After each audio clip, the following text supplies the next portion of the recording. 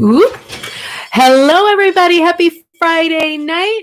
Get that camera in place. Happy Friday night. Happy cocktail night. I think my cocktail's on its way over right here. What is this, a stinger? Stinger. All right, stinger time tonight. Going for the good stuff. Hey, wasn't it sad that Sean Connery died this week? I forgot to even say that. Having a cocktail in my hand, it's neither shaken nor stirred, I don't think, but reminded me of him and how that was a sad moment in time. Happy Friday, everybody. You made it. The bridge, right? The bridge of the week where if you're working, you're just waiting for Friday to come to be able to get on that bridge and just relax for a little while. Hello, Joelle. You are there ready for a fun chat with your drink in your hand. And Kira's here. We hardly ever see you because of our timing. Good to see you. Mom, you're there with Jessica. Of course, we were acting like fools this time last week. I can't believe it was already a week ago when we did our Halloween special, the live bingo night. Anita, good to see you. So glad to be here. I'm so glad you're here too. I know there's a lot of people on who have trouble commenting and stuff. I hear this a lot. So I know you're there, and I love knowing that you're there, and I understand the computer is a vast mystery to me too. So I understand that sentiment perfectly. Hello, Teresa, Christine, Sharon, how are you in North Dakota? Lily, you made it. Not a Zoom thing, this. Some of the classes are always Zoom, but this is always the live stream. Caprice, good to see you. I got to check in with you and see how your rug was going from our thing. And Crystal, yeah, you've got to get those kids to bed, but you can catch up with me later. I'll be right here. Important to keep them on their schedule, I say, as mine are wreaking havoc upstairs. Hello, Linda. Hello, Lisa. Hello, Linda H. from Mass, and Karen in Connecticut, and Catherine, Carol, P. Donor, Jay. Hello, Christine. Okay, thank you. Give a thumbs up if you think of it. Give a thumbs up and subscribe. It's great to have that. It makes it easy for people to find me. I'm going to start saying it because it's important. My name's Deanna David, and I never say that when I do the show. I just assume we know each other because we mostly do.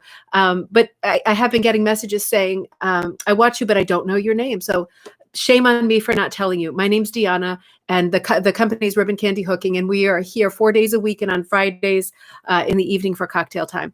So I have such an episode today. It has been a really fraught and exciting 24 hours fooling around with this book. It turned into something that felt more like a sort of pot boiler than a regular book. We have got a lot to talk about tonight. Little intermission.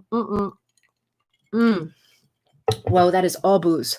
I want to say thank you so much to Liz and Carol for having the great idea of going out today. We took a break for a couple of hours. I have been frantic with fulfilling orders and having miniature breakdowns and stuff. And it was really nice. We went out today to a vineyard in Connecticut between where we live, and we want to start doing it on a regular basis. So if there are people in Connecticut who would like to come and meet when we meet, please let me know, because we'll let you know when we're getting together. We got together at a vineyard in Wallingford, and it was just glorious, like in the afternoon after the kids had picture day. Just sitting out there with this huge open landscape that was like, we all said it looked more like Pennsylvania than Connecticut. It was just wide open, total primitive, gorgeous, heavenly beauty. Hello, Michelle and Margaret. It was so nice. You know, it's a winery. You bring your own food and then you can have a nice drink. And we were doing our hooking projects there, and it was so nice. And Liz reminded me of something I said the other day that I want to remind everybody: US, Canada, Ireland, Europe. Somebody joined today from Western Australia. I think it was Perth. Wherever you are, I am really seriously working on a book project that is, you find something to make an original design of from your area, whatever it is. Liz had already started one of her projects. She's in Bristol, Connecticut, and she loves the clock museum there. So she's doing a design with this beautiful quote about time of the clock museum. I'm going to put in a design. I hope a bunch of us put designs in, and I'm willing to help you a ton with words and editing and information to fluff it out. If you can come up with a design and hook something, let's be part of this book project together. It would be so fun to represent all the places that we're from. Hello, Connie. Hello, I think I saw Cynthia. Good to see you. But anyway, it was a wonderful afternoon. It was just so nice. Just taking a break. It was a short while because I know I have a lot of orders and I'm getting everything out as quickly as I can. I just needed a 2-hour break. April, I wanted to say to you in response, yes, I have tons of wool sweaters. I got like 3 garbage bags of wool sweaters this week. I bought a ton from a local person. She's really, really helpful that she had them. So I'm going to be bringing those to a laundromat this weekend and just sitting there hooking for a few hours. I don't want to put them through my stuff because it's a lot of sweaters. And either over the weekend or early next week, I'll start putting together what quilters call charm packs that are like all uniform squares of colors. So they'll be color schemed and themed, and those will be available. So besides the sweater kits, I'll have tons and tons of sweater charm square sets that you can buy on ribboncandyhooking.com if you want to try hooking with sweater, which is super fun and different. Exciting, I know, right? I also followed up a little bit. I followed up on a lot of stuff, and I have so many things to tell you. But I want to thank you to the people this week who have sent me since yesterday links to different online galleries, and particularly in Nova Scotia, things that I hadn't seen before. I really appreciate it. It gave me such good looking, such fun time, and something that I can go back to again and again because I saw things that I was interested in and would like to pursue. So thank you so much for that. I had brought up, and I will bring up again in the course of looking at the book, the exhibit called At Grandmother's Knee. And I still have yet to find any sort of paper brochure information or anything on that. I know that on the Rug Hooking Museum website, the North American Rug Hooking Museum, they do have a page where they show one of the rugs and they show a photo of the room with some of the rugs in it. But I wonder if there's something out there that's a little more comprehensive that shows more of the rugs, because I'd like to see all of the Garrett rugs, sort of as many as possible, recreated after this week of talking. It has been such a great week of talking. I have loved this subject so much, and I cannot wait until spring when I can make a trip to Canada to see the Rug Hooking Museum. I know the Garrett building is no longer there, and I'll come to that. But to see some of the things that we've talked about, it really is like one of the great sort of cradles of rug hooking. And I did 3 of the cushions for the State 50 project at the Barishwa Church. So I'd love to go visit those 2 and see what other people's cushions look like.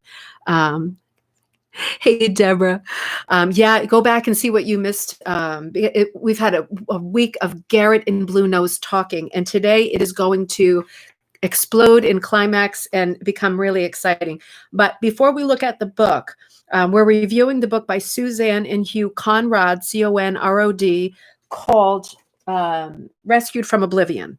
So we're going to come to this in a minute. And I just want to review, we started off the week, Monday, Tuesday, and part of Wednesday. I pulled up a bunch of things on the internet about the Garretts and the Bluenose patterns. And we started there with the history. Remember on Monday, we started with Sarah Hale, thinking about our next holiday in the US, Thanksgiving, and the nursery rhymes and the fairy tales. And then we transitioned to the little bear, the 3 bears rug. And I want to say, you slippery monkeys, I looked online yesterday, right after coffee time, which was in the morning yesterday, and I noticed that all of the 3 bears rugs that were available on Ruby Lane and eBay are gone. And I'm guessing that some of you bought them, and I'm so happy for you, because especially if doing this segment has brought to light some of the interesting things and interesting patterns of the past, I am so happy that you connected with something like this or the Bluenose pattern, and that you're going to be able to have that on your wall or in your space to enjoy. I'm so happy. I do want to let you know, if you are looking for the 3 bears, I could not find any finished 3 bears rugs online right now, 0, or patterns, 0. So it's picked a little bit clean right now, but just give it some time or put a search into eBay and it will notify you when something new comes up. I called a woman at a place at an antique store in Ipswich, Massachusetts, and the store is called Antiques, ANN, like her name is Ann. It's Ann at Antiques in Ipswich, Massachusetts, because I remembered in the back of my head that, like, not maybe 6 months ago, I was there and there was a finished 3 bears rug on the floor. So I don't need the rug myself, but I know some of you are looking for the rug especially now that they're all gone. For the moment. So I called her yesterday and I asked her if she still had the rug, and she does still have the rug. She said some of the binding was coming off, like it was, there was a strip coming loose on the edge because of people walking on it. So she took it off the showroom and she couldn't immediately find it, but she says she knows it's there. She has 2 locations. So if you are really desperate and your heart hurts from not finding one of those 3 bears rugs on eBay, you could call Ann at Ann Antiques in Ipswich, Massachusetts, because as of this second, she does have a Three Bears rug, and that is the only other one that I know about. There's many, right? It's two of the best-selling Bluenose patterns ever. The Garrett patterns, the Bluenose and the Three Bears. So you will find more, but that was just one that I found and I remembered. Luckily, she had it. I also wrote to, and I haven't heard back from Margaret at Mill River Rugs in Florence, Massachusetts, which is part of Northampton, because this is the rug she was working on, her Three Bears, in really electric colors, like all of her work, if you remember the video I did of her place. And I actually went on her website, Mill River Rugs, Northampton, Massachusetts, and she's finished her Three Bears pattern. It's a family gift, so that's not for sale. She does have the original pattern. I asked her if that was for sale, but I haven't heard back from her yet. She doesn't check her email every day, which is nice. It's nice to live like that, right? So I did a little bit of poking there, and that's what I have to tell you about those things. So let's come back to the subject. And I just want to review what we've talked about in this book. Now, the book that we're looking at, the Conrad book, was published in 2010. So I covered a lot of information before then, things that were published by the, what is it called, that great website, like the Canadian Museum of Civilization, right? Their website had a ton. And on Monday and Tuesday, I was mostly pulling from the articles that are up there. So there's a ton of information there if you want to go back and scour some more. But this book was published in 2010. So just to recap what we've learned already this week, in this book, Suzanne and Hugh go down to the basement of the Garrett's factory, which is, and as of this day, is the largest producer of commercial patterns, I think, in the world, not just in Canada, in the world. And the building is no longer there. I found that out yesterday, corresponding with somebody special, and I'm going to get to that. So, the building was knocked down a couple years ago, which is just made me feel sick when I read that sentence, because it would have been so nice to go. But in the meantime, it was Garrett's by the bridge, and it was an antique store. And I'm going to make that connection too. So when this book was written, the Conrads had gone into the basement. They had gotten permission from Eddie, who was the proprietor of the antique store. He was the dealer, and he allowed them to go down into the basement and search. And what did they find down there? Now, the book really goes on and on and on, but basically, in a nutshell, what was found, because there had been many people down there before, even years before, what they found was basically, sometimes Suzanne in the book says 500, sometimes she says 550. Let's say at least 500 really immaculate drawings that were at the most 4 inches by 6 inches, original drawings of rugs. So rug designs, that's quite a find. That's a wonderful find. Remember, under the sewage pipes and the cobwebs. And the second find, which came back to back, were 300 tiny perfect paper stencils that were like on brown wrapping paper, old-fashioned wrapping paper, parcel paper. And those two things seem to connect to each other. In other words, those stencils could make those drawings. And somebody said brilliantly yesterday, because we were brainstorming on our thread, what do you think was the purpose of these stencils? They were so small.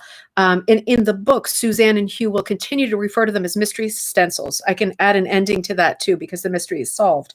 But somebody was brilliant and said in the thread, do you think that they were just experimenting small scale with the stencils to figure out what the best combinations of designs were to then make the rug? That was brilliant. And I think they probably were doing that because these little drawings actually correspond to the stencils. Suzanne says that later in the book. She makes that connection. Another thing that they got at the Garrett building was all of the factory equipment except for one piece.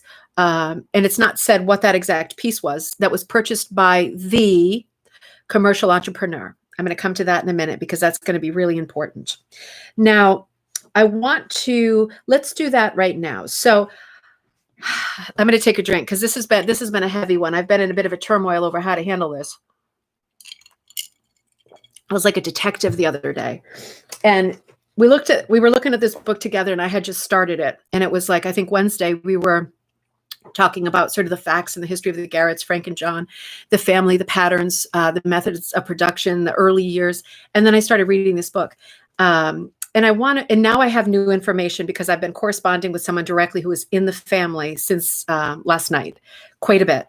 So now I can update you on a few things. And I just want to preface this by saying I'm giving a review of this book. We're talking about this book, and I'm reminding you, I'm being very careful and diplomatic now, I'm reminding you that This is my review of this book. This is my spin on this book, and reminding you that this book is written in the first person. And the reason I'm saying that is because it's written in the first person, it is a narrative voice. It is storytelling that is done by the person who is telling the story. And nobody else in the book gets to sort of inject or interject their own sentiments or opinions into this narrative, because this is written in the first person. So what I want to add that I think is very important to add to the story, because it is factual, I want to tell you that when I was reading the beginning of the story, it put up a lot of questions in my mind, and I started to do some crazy research. So I'm reminding you of this passage that I read you probably on Wednesday or Thursday. It says, 5 years before our visit, we were told a Pictou County commercial entrepreneur, which is used quite a few times in this book as almost like a naughty word, had made repeated visits to the basement and acquired hundreds of old factory perforated stencils. Many years later, after learning of the heritage treasures she had bypassed in her exploration, she threatened to sue us for our fines. The legal fees we paid in our defense to defend our acquisitions against her invalidated claims have never been reimbursed to date. I read that passage early in the week, and I started to look for possibilities of who between the Garretts and now have had the Bluenose patterns, right? Because the mystery of the stencils is one mystery, but the other mystery is where were they in the middle? And that's something that, other than elusively referring to a commercial entrepreneur, that this book doesn't specifically say. So I was online quite a bit, and I have to admit it was before coffee time yesterday, so I wasn't completely forthcoming yesterday. I was being very careful about what I said, but I have since been able to confirm this with the family member. So when I went online, I looked and looked and looked for people who had been selling the rights to the Bluenose patterns between the Garretts, the dwindling in popularity of rug hooking around World War II, and the sort of slowing down of the factory and it changing hands. I was looking for people who had the patterns between then and now, and there was only one. And this person who I came up with is called Linda McDonald. And I read about her and read about her and read about her. And she passed away in 2018. And the more I read about her, the more absolutely lovely she seems, right? She is a teacher. She is more than 30 years involved in rug hooking in Canada. She is a teacher. She is a mentor to many. She is a beloved, respected person. And I do have confirmation that she is the person referred to in the book as the commercial entrepreneur. To be fair, I want to tie up this line of the story. To be fair to Linda, I want to tie this up by saying that the court case that is referred to in that paragraph that I already read twice now, it didn't actually go to court. It was settled out of court. But to be fair, Linda had permission from Cameron, or Cammy, who is a family member of the Garretts. She had bought the Bluenose patterns. And the reason she was in the basement multiple times was because she had paid for the patterns and she was retrieving the patterns, and they then belonged to her. So when in the book it says, how is insinuating, how is it possible that 5 years later, we get there five years later, and this commercial entrepreneur has the right to the things that they are finding, in the basement that are left over that were not found on Linda's trips down there.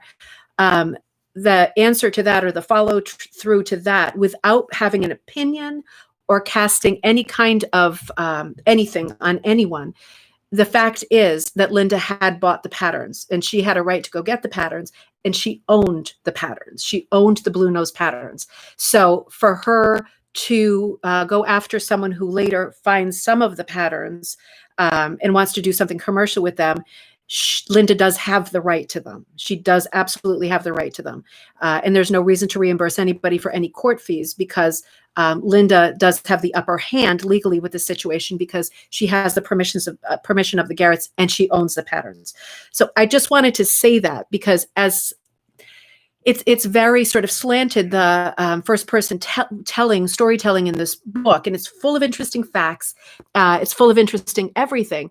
But I want to be really clear because I mentioned that part and I figured out who it was. And then luckily last night I got an email, and that email told me everything that I needed to know. And we went back and forth last night and today about the Garrett family, about the lawsuit, about what happened, about how Linda won because she had already had the rights and bought them directly from a family member.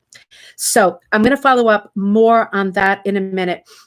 Actually, let me tell you in the meantime, I read a lot about Linda. My printer's broken. So isn't that fantastic? I wanted to print some pictures out today of a few things. I was going to print a picture of Linda. Probably can't see her in that picture at all, but she just seems lovely. I was reading as much as I could about her. But anyway, I want to tell you what is going on now with the patterns, and then I'll come back to the book because the question remains. Okay, so one of the ways I figured out that it was Linda McDonald was because I had found that she had been selling, obviously before she passed away, the patterns to Jane Steele, whose business in Canada is River Rugs, and she's got a beautiful website and a beautiful Facebook page. And I often buy yarn from her, so I know Jane. So I sent her an email yesterday or the day before, and I said, "What happened to the Bluenose patterns? I know Linda was selling them through you. What happened after that?" And she wrote back and said she doesn't have them, but what was I looking for? Because she thought I was kind of shopping and not doing a research project. But in the meantime, I had all the answers come to me on email. So the answer is, and you are all going to love this because there's obviously a massive wave of interest in the Bluenose patterns, as there should be, right? They now belong to the teachers branch of the Rug Hooking Guild of Nova Scotia. Thank you for that. And I was told, quote, they are going to keep the patterns alive. She is working on, hold on one second. Let me see if I can find, they're working on putting the patterns up on the website. And because remember, Linda passed away like just over 2 years ago. They're putting them up on the website. So all of these patterns will be available again as soon as possible. The Guild said that in the new year, they hope to have those patterns back up. So this is a happy ending, right?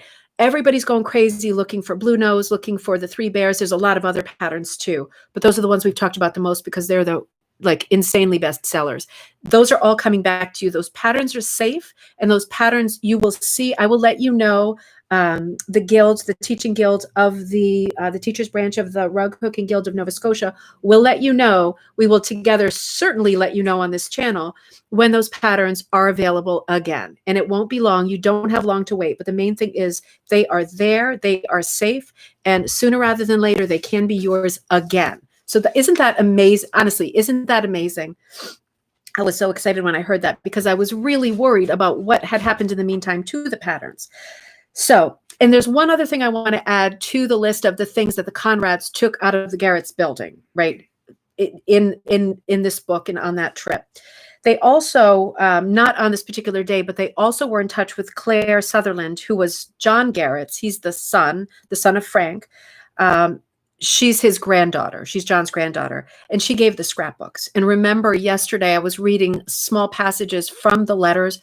In the scrapbooks were contracts between Kenneth Ferguson because we now know that he was the artist behind the little drawings. We don't know if he made the stencils, but those were his little drawings. We know that he was the artist because the Garretts bought those. So they weren't Garrett designs, they became Garrett designs. But the antique dealer, that Sly Fox, was also doubling as the artist of those stencils, the big mystery find. So that contract was found in a scrapbook that was provided by Claire Sutherland, John's granddaughter. So that in itself is interesting. And also a bunch of personal letters from the family that I was reading a little bit from. Because they're so impersonal and humorous and funny and just not what you would expect from people living during the Victorian period. They are just such vivacious, alive, happy, warm, funny people. So this book really is, I'm going to maintain, this book is a bit slanted in the way that it tells the story. And because of this problem with the commercial entrepreneur, for me personally, I read everything with a grain of salt now because that worried me a lot. And as soon as I figured out that missing part, I didn't know whether to tell you or not because it casts negativity in every direction, but it's good to know. Also, after this book was written, it was at least between this book and now on the Rug Cooking Museum of North America on their website, Grandmother's Knee, a little bit of that exhibit is on there, but also the answer to how those stencils were used is also on there. And that is important because we were talking about that. In the book, it's a great mystery, but it has apparently since been solved. To remember, I was saying yesterday, just being stupid and brainstorming, that there's no reason why they shouldn't have used a projector with something like that. Because at the time, I remember personally reading that people used to go to these magic lantern shows and they would project scary things or funny things, from a very small lantern. Well, that's exactly what they were using. Isn't that bizarre? They were using a tiny lantern to project. And because they were using a tiny lantern to project, they could get any size that they wanted. They were projecting those tiny stencils that are mystery set stencils, Ferguson stencils, whatever you want to call them.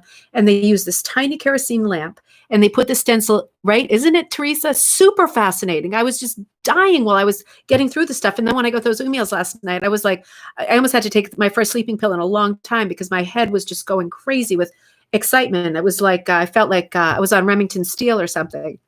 How old am I that I would even say that, right? But anyway, so they were indeed using a tiny kerosene lamp to project, and they could project smaller or floor size, like, big floor size, visiting room size, family living room size, or tiny mat size. They would just move the lantern back and forth to get whatever size they wanted. So let's go back into the book now that sort of, I don't want to say correction, but I'm going to say update was made because I feel it's the right thing to be very clear about that lawsuit and about the chronology of this, because as Suzanne says in the book, there were a lot of people in this basement before then, and now we know who. So Suzanne does a few really important things in this book. I might go over on time. So if you need to leave me, I love you. I know I'll see you again. I might go a little over on time because I want to finish this Garrett story, and there's still a little bit to it. One of the great points that Susan makes in this book, because she has done a lot of great research, the stuff in the basement is really not the stuff. The stuff is the stuff that Linda McDonald got 5 years earlier. They get the stencils and they get the little drawings and stuff, and it's important stuff. But the work that Suzanne and Hugh do writing this book about the history, that to me, that's the stuff. That's the important stuff.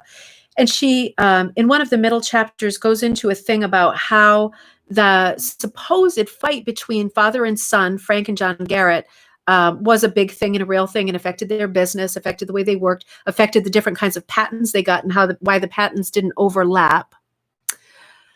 Oh dear. Anyway, so that just made me totally lose track of what I was saying. So Suzanne says in this book something really important. She refers to a Canadian magazine, which I've never seen. It's called Canadian Living Magazine. I don't know if it's still published. Maybe you can let me know. But the October 31st, Halloween, 1987 issue, there was an article by a woman named Anna Hobbs, and along with a picture of the Garrett Three Bears pattern. And she talks quite a bit in this article about the fight between the father and son. So the reason this is important is because this is how history gets messed up and skewered. There is no proof ever of there having been a feud or any kind of a battle between the father and son. That is completely unproven. The family says no. There's nothing anywhere that says there ever was. The fact that they had different patents is because they used different printing processes. So in other words, John the son patented a process of rug making in which he used stamping, right? So that was his preferred method. His father preferred to go the way of Kenneth Ferguson with stencils and projection. His father patented the kerosene lamp projection system with stencils, and John patented the stamping system. That it never meant that they were having a fight or that there was a family feud. It meant that both men were artists and handy, and they preferred to work in different ways for the same company, which was the family company. So I think that's important to note. So Suzanne brings out this article that printed in 1987, in which the girl talks about father and son, the upholstery business, how the son peeled away from the upholstery business, which is fairly routine, right? He was a bit more artistic. This is Frank, the father, not John and Frank and his father, who's not in the rug hooking business, and how this decision caused a split in the family, which again, there's absolutely no proof of. And how the son got involved in drawing and moved away from furniture making and all this. And this article talks a lot about the feud between the father and the son. And the reason I bring it up is because it was important that Suzanne brought it up. It's a 1987 article, and it's filled with what seems like misinformation and unproven at best information. So it's really important to read everything with a grain of salt, right? Absolutely everything. So I thought that part of the book was interesting. I'm paraphrasing and telling you the parts of the book because now I'm finished with the book for the moment that I thought were quite interesting. And I thought, bringing up articles about the Garretts that sort of fuel misinformation, it's good to say, even though it's like bringing up something negative, it's good to say it because it's important to be realizing that not everything you read is quite straightforward. A lot of things are very slanted. So let's see. So then she talks later about 1927, Cecil, who is I think he's the son of John. He's the son of John, and Frank is the dad of John. So Frank, John, Cecil. He gives a speech for the second time in New Glasgow in 1927 to the Halifax Rotary Club. And it happens to be the same speech. They believe it's the same exact speech he gave much earlier in New Glasgow to the New Glasgow Rotarians. And in it, he talks a lot about the family business. And this is where most of our knowledge about the chronology of the Garrett business comes from. These two speeches, which we believe are one speech, because only one speech was ever found. And it seems to be the same content in both.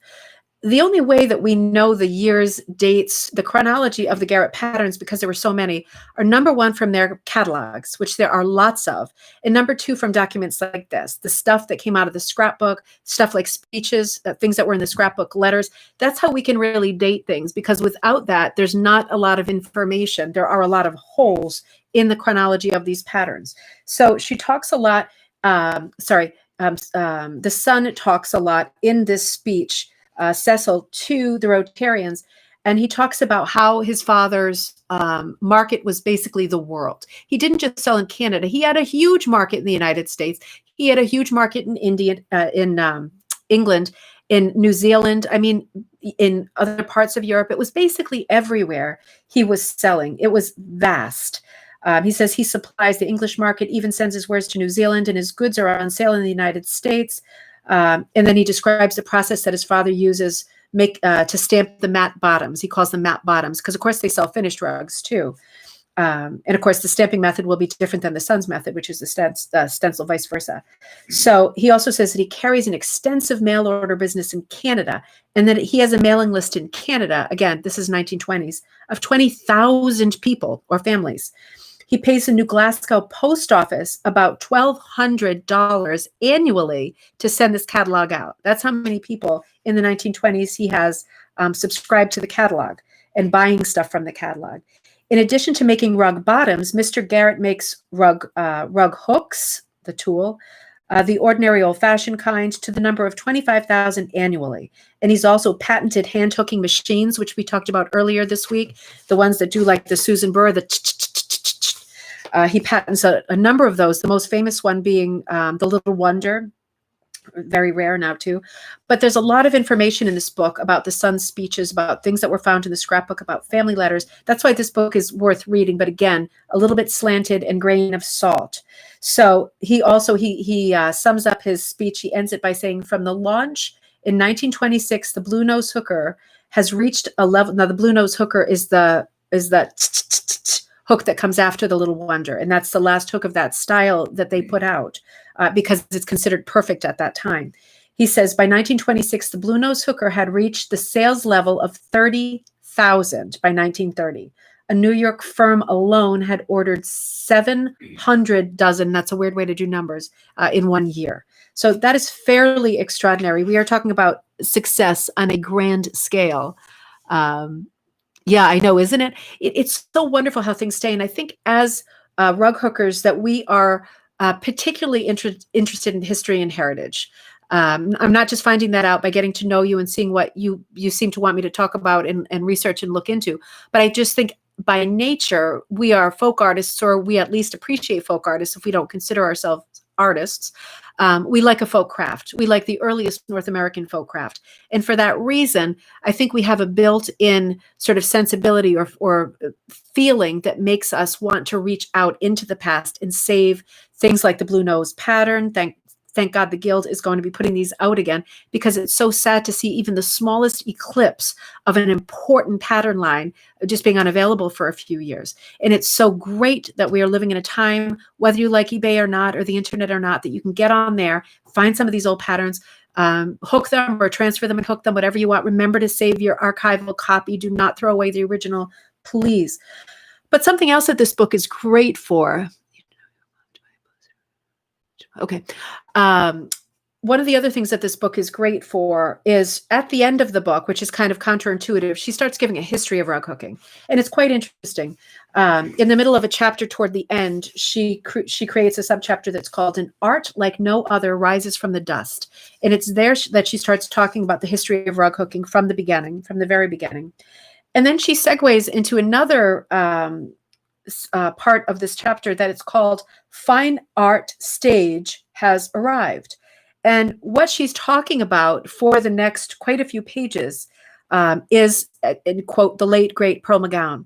And again, this is a first-person point of view and an opinion. I'm expressing my opinion of this book. The author is expressing, I don't know if it's Hugh or Suzanne, her opinion of Pearl McGowan. And she's saying, again, opinion, she's saying that in the letters of Pearl McGowan to her budding students, she's talking about this period of 20th century history where rug hooking is being, for lack of a better word, standardized. And there are a lot of teachers being, what's the word when you're officially made a teacher? Not there. One stinger and the wine at the winery. That's it. But in any case, certified. Well, a lot of people are being certified, and rug hooking is going in the direction of she's calling it more fine art. And I think that's a pretty good description. It's an interesting way of thinking about it because of the amount of shading. And so she's saying in this book, either Suzanne or Hugh, whoever is writing this part, is saying that in letters to budding students, Pearl McGowan was really not. She was frowning upon the use of commercial patterns. For example, frost patterns, she says specifically Frost and Garrett patterns, because they didn't offer enough creativity. And she was steering people toward, if you think of Pearl McGowan's like pictorial pictures, scenes, Currier knife type scenes, of course, she ends up doing a lot of rugs with scrolls too, and flowers in the middle. But it seems like the tone is that when she's teaching, at least in the early days, she's steering people away from using these commercial patterns. Now, we talk about this a lot. We talk about this in classes, how there's always the pendulum swinging back and forth, and how there will always be trends, right? And of course, Pearl McGowan is the pioneer, is the person who saves rug hooking in the 20th century, truly brings it back from the dust and ashes, phoenix rising up, and making this proper craft again, if not an art, right? We can have a debate about that too. But I think it's interesting in this chapter, the way that her influence on the direction that rug hooking was going is classified in a way that describes it as fine art hooking. So again, I have no opinion on that. I'm just saying it's an interesting interpretation. It's worth reading this chapter just to read this part about Pearl McGowan. So then she goes on to say she's talking about, she touches on some interesting things that came up in bingo for us last week. She's talking about how the Garrett family, and this is kind of ironic considering how I started this episode, how the Garrett family got into some kind of legal challenges of their own once. Now, remember the trip that John took to, that Frank took to Boston, right? Early on, after he sees all the rugs in the windows in Halifax, and he's sent on a trip to get inspiration, and he ends up bringing back some actual rugs as he was told. And we know for a fact some of them are frost rugs, and we know they incorporated some of those designs. Suzanne, assuming it's Suzanne writing, says in this book that ironically, the early Garrett family was at one time challenged by Charlotte Stratton. Do you remember? I did her in bingo last week. I'll do more on her maybe next week, but we touched on her story, who at one point held the copyright for the Edward Sands frost patterns, right? This isn't that long ago. She actually had the tin plates, right? And she faulted the Garretts for imitating some of them too closely. And it's important to add that the Garretts were absolutely cleared of this accusation. They were absolutely cleared. It's not that Charlotte Stratton was a bad person either. It's that she owned the rights to those tin stencils at that point, so she's protecting her investment. And her career, like Linda McDonald, is in rug hooking, right? These are not people who just are commercial entrepreneurs and descend like buzzards on a poop truck and just try to take the best stuff off and fly away and leave everybody behind. These are all people we're talking about who have spent a lifetime in rug hooking and have a real firm foot in the legacy of it and in the history of it. And she also mentions Ralph Burnham, and he came up in bingo last week too. Remember, he's the antique stealer from Ipswich, Massachusetts, and that's where Antiques is, that has that Three Bears rug. Now that's interesting. I just thought of that. I wonder if there's a relationship with that. Who's going to be the first one to call Ann at Antiques tomorrow and figure that out? Same town, Ipswich, Mass. But Ralph Burnham was the guy in Ipswich who had an antique business, and he would ask people to leave their rugs, and he would have his team clean the rugs, and he would make copies at the same time. And the author of this book, either Suzanne or Hugh, is making the point that, ironically and oddly, Ralph is very celebrated and was not really faulted the way the Garretts were. Again, it was corrected and reversed, but was never faulted for taking the patterns off other rugs. He's celebrated for having saved the patterns. So much of what we read and much of history is in the interpretation. And of course, copyright through time has been a moving target. It works differently now than it did 5 years ago, than it did 10 years ago, certainly than it did in 1898 or 1920. Just don't come onto the camera if you have no pants on, okay? You can pop your head in and say hi if you want to. Somebody's very cute, but walking around without pants. So make sure, just pop the face. There she goes. We don't want to get in trouble. We already have one spammer. Anyway, then we get to the sad talk about the final years of Garrett. The book goes a little bit out of sequence. The book that I'm holding in my hand goes a little bit out of sequence, but she does talk about, and I'm going to need help with this. I'm going to need emails and a reach out from people in Canada who I know are going to know this. She talks about how in the final stages of the company, there was a serious drop off of interest in rug hooking. Sadly, it's hard to understand, isn't it? But it dropped off almost completely. And so the business dropped off too. And she talks about how the very last rug that was designed by the Garrett Company was created by Cameron Garrett. So Cammy, so this is somebody we've talked about already in the story. He sold the rights to Linda McDonald for the Bluenose patterns. So Cammy Garrett, with a little help from Miller Tibbetts, and I happen to know Miller Tibbetts is the father of the woman that I was corresponding with from the Guild in Nova Scotia. Thank you so much for all of your information. You got me so excited and you filled in so many holes. I appreciate you so much. So her dad is Miller Tibbetts. And together with Cammy Garrett, they designed the last Garrett rug, which is known as the Confederation rug. I could not find one image of this rug, pattern or hooked, anywhere. It's just not on the internet. It's not in the Rug Hooking Museum site. It's not in this book. If anybody knows anything about that, please send an image. I'm so curious to see what it looked like. I would really like to see it. So, and then there's some interesting photos in this book. Like she found in the basement, Hugh and Suzanne found this hand-carved rug pattern unearthed. I'm going to show it to you. It's going to be hard to see. It's like a giant wood block or litho block, like a carved block. A unique solid wood block pattern found in the Garrett factory was a surprise to researchers. We know that both Frank Garrett Sr. and his son John, right, who's the father in the rug. No, sorry, he's the son, father and son. They both have a lot of woodworking experience because of the fathers, the grandfathers and the fathers' upholstery business. So we know they're both talented woodworkers. But this is a carved piece of wood that brings woodworking to a new level. It's a total rarity, and it's believed that this block is about 1892, and that it was carved as an experiment to see whether this could become a printing technique. You can't really see it. It's got like a sort of quadrifoil thing in the middle with a floral and very ornate carving. But again, the idea suggested by the authors of this book is that it was an experiment to see if block printing at this size, at this scale, could work. It turns out I'm not saying it didn't work, but it turns out that they instead worked with stencils and different kinds of stamps. So, so we know it didn't work, but perhaps it was an experiment. So, again, the Garrett building is now gone. It's been knocked down, I guess, about 2 years ago. So it's just not there anymore.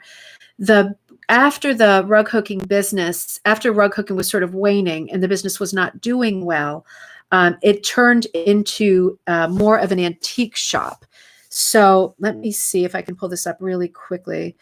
Eddie, who I talked about at the beginning, who owned the antique store, has passed away since too. So Cammy, or Cameron, who is the son of Frank, and he's the one that sold the Bluenose patterns, which were safe and are still safe, and we will see soon. Cammy was more interested at that point with the rug hooking business failing in antiques. And that is why the building transitioned to being an antiques building, an antiques shop, a meandering one by the look of it. And so that is how that transition happened. But of course, the stuff was still in the basement, some of the stuff. And anyway, that's how that kind of transpired. So one more look at what the building looked like. And again, if you were to make a wonderful pilgrimage up there to make this whole thing full circle, it wouldn't be there. You'd be looking at the spot where it once was, which isn't quite the same thing.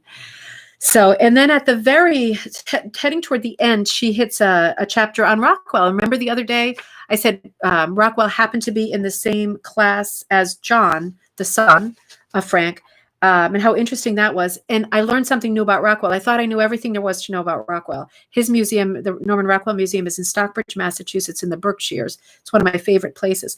It is the only place, as a tour guide for years and years, out of the whole country, in Canada, where I used to bring my groups, out of the whole country, the Norman Rockwell Museum is the one place that I went to at least 100 times that not one person, every bus filled with 50 ornery people, sometimes ornery, sometimes lovely, usually 50-50. But that is the one place that nobody ever complained about. Everybody loved it so much. But interesting fact about Norman Rockwell, going back to George Wells, remember we were talking about the ruggery, the Amy Oxford, the McAdoo rugs a couple Fridays ago.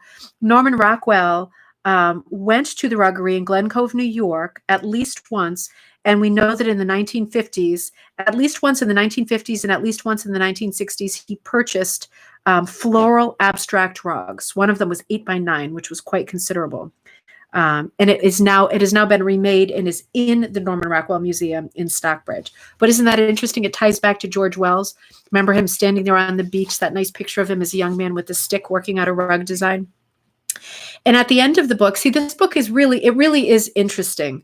If it's a little slanted, it's a little slanted, but it's very interesting. It's full of history. The family stuff, I think, again, grain of salt. But things like chapter 8, Garrett, Colorists. This is a chapter that is all about the people who worked at Garrett, name by name. It goes person by person and talks about each one, who they were, when they lived, what they did. Whether they dyed yarn or whatever, what their role was in color for Garrett.